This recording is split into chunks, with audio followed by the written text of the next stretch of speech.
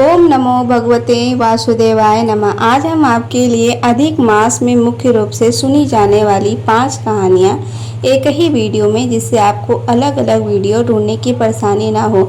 अधिक मास में आप और भी कहानियाँ सुनना चाहते हैं सुन सकते हैं, लेकिन यह 5 कहानियाँ ज़रूर सुनी जाती हैं। तो चलिए आइए सुनाते। सबसे पहले हम गणपति जी की कहानी सुनेंगे। उस समय की बात है जब भगवान विष्णु जी की शादी लक्ष्मी जी से तय हुई और शादी की खूब तैयारियां की गई। चारों ओर उल्लास का वातावरण था। सारे देवी देवता को बारात में चलने के लिए निमंत्रण दिया गया था। सारे देवी देवता आए तो सब भगवान विष्णु से कहने लगे, गणेश जी को नहीं ले जाएंगे, वे बहुत मोटे हैं, वह तो बहुत सारा खाते हैं। धुंधु धुंधिया, सूंड सुनरिया, उखल से पाँव, छछले से कान, मोटा मस्तक वाले हैं, इनको साथ ले जाकर क्या करेंगे। यही रखवाली के लिए छोड़ जाते हैं। और विनायक जी को छोड़कर वे सब बारात में चले गए। इधर नारद जी ने गणेश जी को भड़का दिया और कहा, आज तो महाराज ने आपका बहुत बड़ा अपमान किया है, आपसे बारात बुरी लगती है, इसलिए आपको साथ नहीं ले गए हैं और छोड़कर चले गए। गणेश जी को क्रोध आ गया। उन्होंने चूहों को आज्ञा दी कि सारी जमीन की खोखली कर दे और जमीन धोती हो जाए, और इससे भगवान के रथ के पहिए धंस जाएंगे। और बहुत कोशिश करके सब परेशान हो गए, किसी भी तरह से पहिए नहीं निकले। तो खाती को बुलाया गया। तो खाती आया, सारा दृश्य देखा और पहिए को हाथ लगाकर बोला, जय गजानन जी की, और इतने में तुरंत रथ निकल गया। सब देखते रह गए। सबको बड़ा आश्चर्य हुआ। उन्होंने पूछा कि तुमने गजानन जी को क्यों याद किया। तो खाती बोला, गणेश जी को सुमारे बिना तो कोई भी काम सिद्ध नहीं होता। जो सच्चे मन से गजानन जी को याद करता है उसके सब काम बड़े ही आसानी से सिद्ध हो जाते। तब सभी देवी देवता के मन में विचार आया कि हाँ, गणेश जी को छोड़ आए हैं। उन्हें अपनी गलती का एहसास हुआ और एक जने को भेजकर गणेश जी को बुलवाया गया। गणेश जी से माफी मांगी। फिर पहले गणेश जी का रिद्धि सिद्धि से विवाह कराया गया, फिर भगवान विष्णु का लक्ष्मी जी के साथ हुआ। सभी बहुत खुश थे। तभी से कोई भी शुभ काम शुरू करने से पहले विदाई जी का स्मरण किया जाता है, और जैसे भगवान का काम सिद्ध किया वैसे ही सब का सिद्ध विनायक जी काम करें। बोलो विनायक जी महाराज की जय। अब हम आपको पुरुषोत्तम मास यानी अधिक मास की कहानी। एक राजा था, उसकी 2 रानियां थी, एक सुहागन दूसरी दुहागन। मतलब एक रानी को राजा बहुत प्यार करता था और उसे महलों में रखता था, और दूसरी रानी ना बोलता था और ना ही प्यार करता था। वह रानी महल के नीचे बने कमरे में रहती थी। बड़ी रानी सोचती कि राजा ने दूसरी शादी कर ली है तो मेरा मान शान कम हो गया है, इसलिए बड़ी रानी छोटी रानी से विरुद्ध राजा को भड़काती रहती थी। तो राजा ने छोटी रानी को महल से निकाल दिया था। अब बड़ी रानी बहुत खुश रहती थी। छोटी रानी हमेशा पूजा पाठ, सत्संग, कीर्तन, हवन, व्रत, उपवास, कथा, भागवत आदि धार्मिक कार्य करती रहती थी। यह देखकर बड़ी रानी सोचती है कि यह सब राजा को वश में करने के लिए करती होगी, इसलिए बहुत चिढ़ती थी। लेकिन राजा को इस बात की जरा भी खबर नहीं लगने देती थी और उसके विपरीत बातें करती रहती थी। एक बार छोटी रानी हमेशा की तरह अधिक मास स्नान कर रही थी। वो रोजाना सुबह स्नान करके भगवान जी का पूजा पाठ, मंदिर की परिक्रमा, सारे पेड़ पौधों की पूजा अर्चना करती थी, जैसे केला, अंकड़ा, कदम, आंवला, बड़, पीपल, कल्प वृक्ष, तुलसी, इन सब की पूजा अर्चना करती और परिक्रमा करती थी। यह सब पेड़ पौधे गांव से बाहर लग रहे थे। वह सुबह उठकर जल्दी से सबकी पूजन करके दिया और बत्ती करती और वह परिक्रमा करती। एक दिन उसको बड़ी रानी ने देख लिया।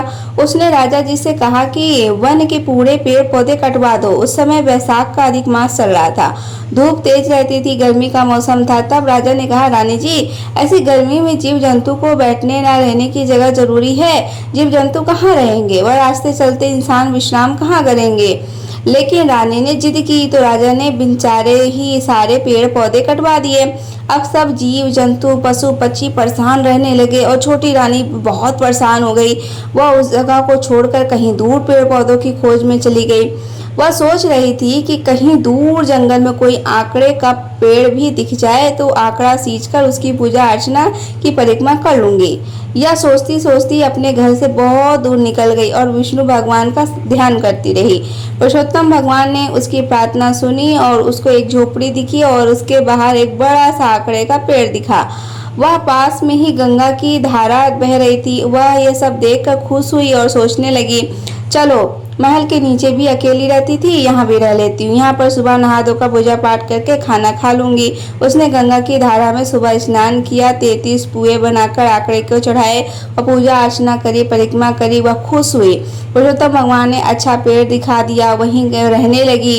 कुछ दिनों बाद राजा जी शिकार खेलने गए और एक नौकर को साथ लेकर गए। अब राजा जी शिकार खेलते खेलते बहुत दूर निकल गए। बहुत धूप तेजी थी। राजा जी वे वापस आए तो उनको कहीं भी छाया व पानी नहीं मिला। उनका जो घबराने लगा, बहुत बेचैन हो गए, परेशान हो गए और सोचने लगे, मैं इतना परेशान हो गया हूँ, बाकी जीव जंतु व पशु पक्षियाँ का क्या हाल हो रहा होगा। वे बहुत दुखी रहे। उस समय नौकर से कहा, कहीं दूर तक देखो, कोई 2 बूंद पानी मिल जाए और छोटी सी छाया मिल जाए तो जान बच जाएगी, नहीं तो आज तो जान ही निकल जाएगी। नौकर ने दूर तक नज़ारे फैलाई तो वहीं रानी की झोपड़ी दिखी। वह राजा घोड़े पर सवार होकर बैठ गया और आंकड़े की छाया में लेटा दिया और गंगा की धारा से पानी पिया। जो पानी ने पुए चढ़ाए थे वे पुए दोनों ने खाए और जल पीकर आंकड़े की छाया में थोड़ी देर विश्राम करके घर के लिए रवाना हुए।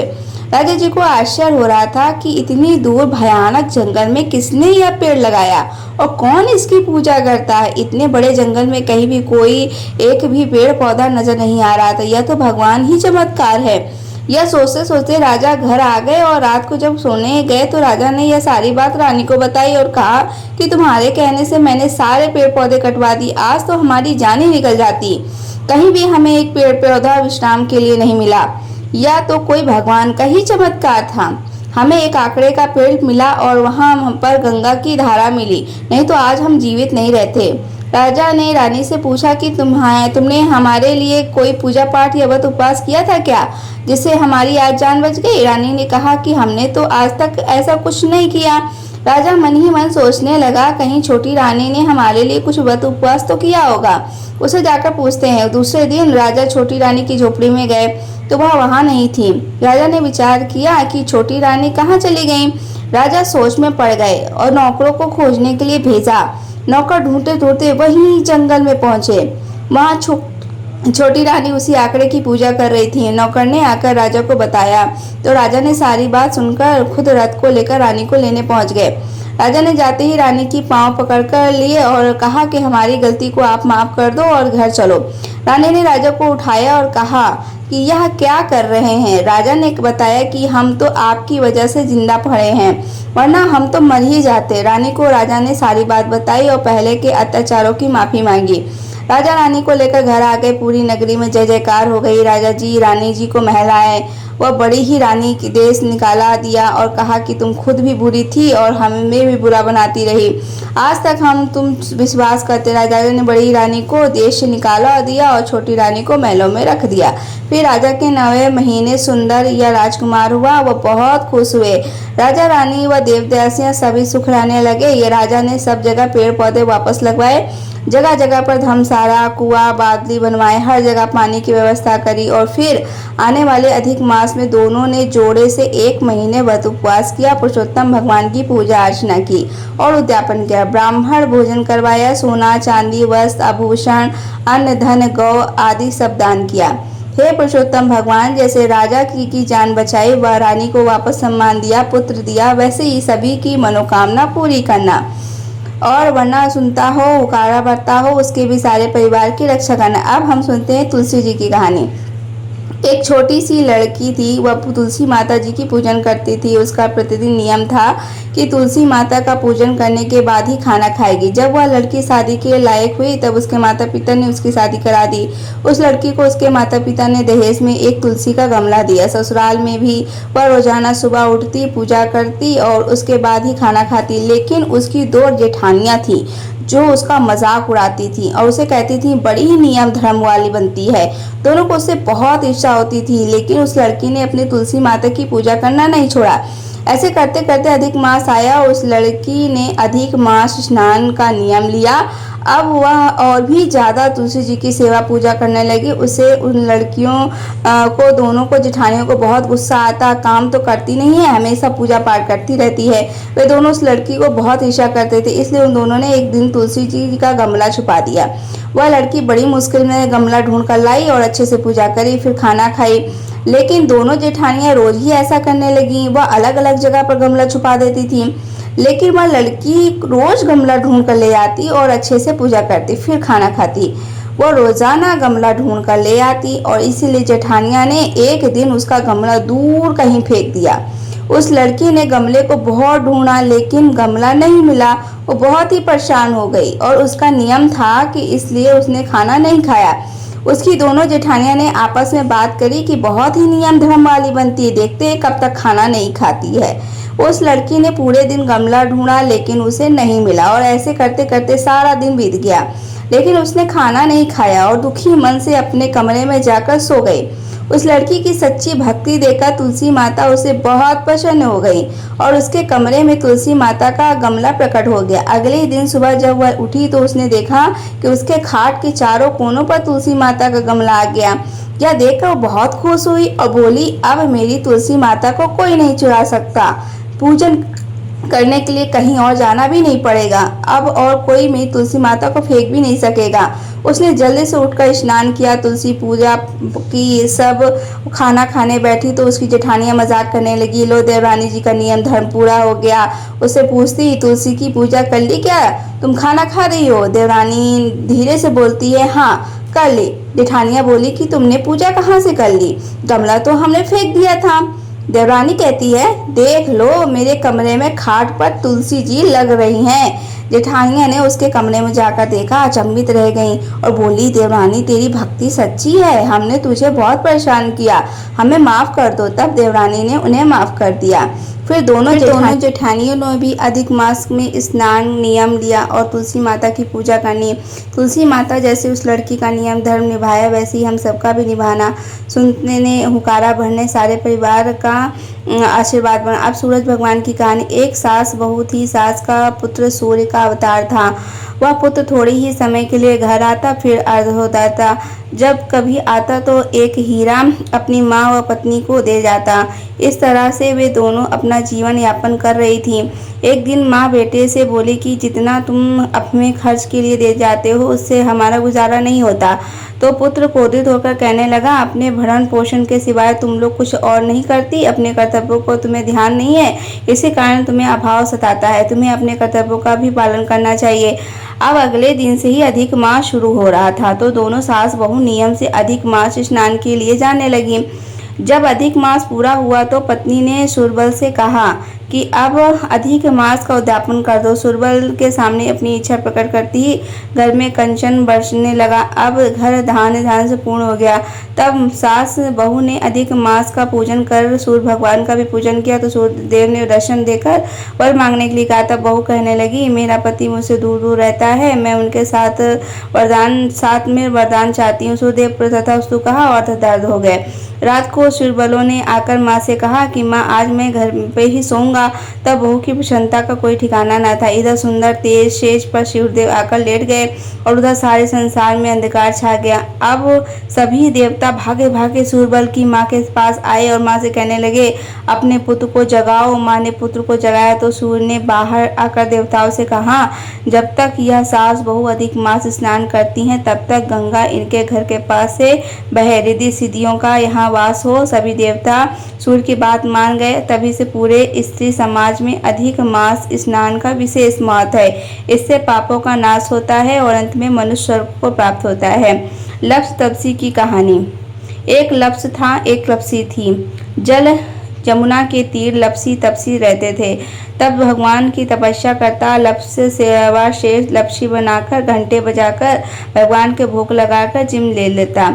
एक दिन उन दोनों ने लड़ाई हुई। लप्स बोले, मैं बड़ा, तपसी बोले, मैं बड़ा, सारा दिन तपस्या करती रहूं। उतने में उधर से फिरते फिरते नारद जी आए। बोले, भाई तुम दोनों लड़ क्यों रहे हो? तो लप्स ने कहा, मैं बड़ा हूँ, और तप्स ने कहा कि मैं बड़ा हूँ। नारद जी पूछा कि पहले तुम दोनों यह बताओ कि तुम किस काम में बड़े हो? दोनों ने बताया कि भगवान की भक्ति करने में। लप्सी ने कहा, मैं तो सवा शेर लप्सी बनाकर भगवान को रोज भोग लगाता हूँ, सबको प्रसाद बांट कर बचा हुआ खुद खा लेता हूँ और मज़े से रहता हूँ। अब नारद जी ने तपसी से कहा, पूछा। तपसी ने कहा, केवल भोग लगाने से थोड़े बड़ा होता है, मैं हर समय भगवान का पूजा और तपस्या करता हूँ, इसलिए मैं बड़ा हूँ। नारद जी ने दोनों की बात सुनी और कहा, मैं तुम्हें कल जवाब दूंगा। दोनों अपने घर चले गए। दूसरे दिन नारद जी मंदिर में आए और वहां पर दोनों मौजूद थे। नारद जी ने देखा कि लपसी और तपसी बनाकर लाया है और भगवान के भोग लगा रहा है और तपसी मंदिर में तपस्या कर रहा है। उनके आने के बाद नारद जी आए और चुपके से सेवा करोड़ की अंगूठी नीचे डाल दी। यह दोनों ने देखी और दोनों ने नजरअंदाज कर गए। लपसी तो भोग लगाकर प्रसाद बांटना चला गया और साथ में नारद जी भी आ गए। तब तपसी की नज़र उस अंगूठी पर पड़ी। उसने उसे जल्दी से पाँव के नीचे दबा दिया और तपसी को पता चला कि अंगूठी नारद जी ने डाली है। अब थोड़ी देर में नारद जी आए। उन्होंने लपसी से कहा कि कौन बड़ा है, तो लपसी ने कहा कि मैं बड़ा हूँ। और तपसी से पूछा, उसने कहा कि मैं बड़ा हूँ। नारद जी बोले, तप्स तुम्हारे घुटनों के नीचे क्या है? तप्स ने घुटना उठाया और 1.25 करोड़ की मुंदरी निकाली। नारद जी बोले, इतना भजन भाव करके भी तुम्हारे मन में चोरी नहीं गई? तुम्हारी तपस्या में भंग पड़ा, तुम्हारी तपस्या का फल बेकार हो जाएगा। तुमको कलंक लगा है, इस कारण तुम्हें तो लप्स बड़ा है। तब तप्स बोला, महाराज मेरी तपस्या का फल मुझे कैसे मिलेगा? कुछ तो उपाय बताओ। तब नारद जी बोले, कार्तिक के मास में स्त्रियां कार्तिक नहाएंगी, वे अपना पुण्य तुम्हें देंगी और तब यह पाप उतरेगा। वो बोला कि मुझे अपना फल कैसे देंगी? तब नारद जी ने कहा, आज से और कहानियाँ कहने के बाद तुम्हारी कहानी नहीं कहेगी। कार्तिक फल का तुम्हें फल मिलेगा और अंगना लीप कर दहली नहीं लीपेंगे, वह फल तुम्हें मिलेगा। धोती देकर गमछा नहीं देंगे तो वह फल तुम्हें मिलेगा। साड़ी देकर ब्लाउज नहीं देंगे तो वह फल तुम्हें मिलेगा। कछली देकर कसनी नहीं देंगे तो वह फल तुम्हें मिलेगा। बेस देकर बंगला अग्नि नहीं देंगे तो वह फल तुम्हें मिलेगा। दाहिनी और नाड़ा बांधेंगे तो वह फल तुम्हें मिलेगा। जूता देकर तेल नहीं देंगे तो वह फल तुम्हें मिलेगा। चौका देकर गावली नहीं देंगे तो वह फल तुम्हें मिलेगा। गोबड़ी थाप कर बटिया नहीं थापेंगे तो वह फल तुम्हें मिलेगा। पग पग रखकर धोएंगे तो वह फल तुम्हें मिलेगा। रोटी थाप कर भठाया नहीं थोपेंगे तो वह फल तुम्हें मिलेगा। सीधा देकर दक्षिणा नहीं देंगे तो वह फल तुम्हें मिलेगा। ब्राह्मण जमाकर दक्षिणा नहीं देंगे तो वह फल तुम्हें मिलेगा। नारद नन जमकर नदी नहीं जमाएंगे तो वह फल तुम्हें मिलेगा। एकादशी का व्रत करके 12 को ब्राह्मण नहीं जमाएंगे तो वह फल तुम्हें मिलेगा। दिया से दिया लगाएंगे तो वह फल तुम्हें मिलेगा। या फिर सबकी कहानी कहकर तेरी कहानी नहीं कहेंगे तो तुझे उनकी भक्ति का आधा फल मिल जाएगा। इतना कहकर नारद जी चले गए। तब से और कहानियाँ कहने के बाद लप्स और तपसी की कहानी कहने का रिवाज हो गया। लोग जब कहानी कहने के बाद लपसी तपसी की कहानी कहते हैं तभी कहानी कहने का फल मिलता है। सभी कहानियाँ कहने के बाद यह कहानी ज़रूर सुनी जाइए तथा नारद जी ने जो और सीख दी थी वह भी पलनी चाहिए थी। खोटी की खड़ी अधूरी की पूरी। नारद जी ने जैसे तपसी की तपस्या भंग करी वैसे किसी की मत करना। यह सुनाता यह हुकारा भरने वाले सारे परिवार की रक्षा करना। जय श्री कृष्णा। दोस्तों ये थी कहानी जो मैंने सुनाई, जो अधिक मास में सुनी जाती है और आपको पसंद आई होगी तो हमारे चैनल को सपोर्ट करने के लिए ज्वाइन ज़रूर करिएगा, सब्सक्राइब कर लीजिएगा, वीडियो को लाइक कर दीजिएगा, कमेंट सेक्शन में ओम नमो भगवते लिखकर जरूर जाइएगा।